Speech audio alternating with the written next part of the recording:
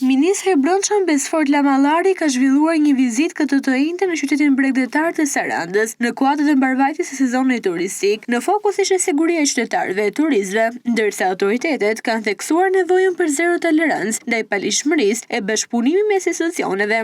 Ministri Lamallari theksoi se rritja e numrit të turistëve sjell edhe më shumë përgjegjësi për policinë e shtetit, duke vlerësuar punën e punonjësve të policisë në garantimin e jetës e sigurisë së qytetarëve e vizitorëve. Ne kemi tre mesazhe kryesore si Ministria e Punëve të Brendshme. Së pari, siguria e jetës së qytetarëve dhe turistëve.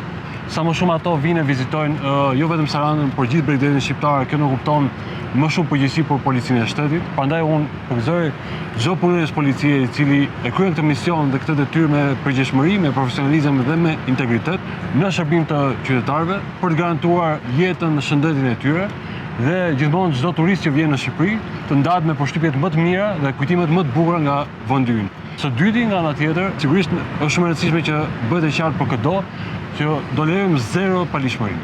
Qoftë në kuptim të aktiviteteve kriminale, palishmëri të ndryshme, ato që kanë bërë me sigurinë rrugore, kudoherë që kërkohet ndihmë nga qytetarët, reagimi i shpejtë i menjëhershëm i policisë së shtetit është kritik, është i rëndësishëm, sepse pikërisht kjo ndërton dhe besimin dhe perceptimin e turistëve, qytetarëve në tërësi, mbi sigurinë dhe përgjigjen e institucioneve në ankesat që ata kanë. Dhe mesazhi i tretë, sigurisht nuk është detyra vetëm e policisë së shtetit, patjetër ka një pjesë shumë të rëndësishme në këtë përgjegjësi, por një turizëm cilësor që kontribuon në ekonominë kombëtare. Ndërkohë, kryepolisi Skënder Rita theksoi se forcat e rendit janë çdo ditë në terren për garantimin e sigurisë në Sarandë e zona turistike. Saranda është gjithashtu dhe një qytet që do rendin e sigurinë dhe në kuadër të këtyre veprimeve ne jemi për ditë në terren me patrullat e përgjithshme të policisë, me patrullat shqiponja, me patrullat e qarkullimit rrugor, të cilat dita ditës realizojnë dhe kryen operacione policore të cilat sjellin besimin e qytetarëve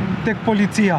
Operacionet policore që ne kemi pasur së fundmi si parandalimi një vrasje, kapja e disa rasteve të armëve të zjarrit, sjell më tepër besimin e këtij qyteti te policia. Në fokus e inspektimit ishin gjithashtu administrimi i hapësirave publike e plazheve, garantimi i aksesshmërisë e sigurisë për pushuesit, si dhe respektimi i rregullave për zhurmat, me qëllim që zhvillimi i aktivitetit turistik të shoqërohet me respektimin e qetësisë e të drejtave të banorëve e pushuesve.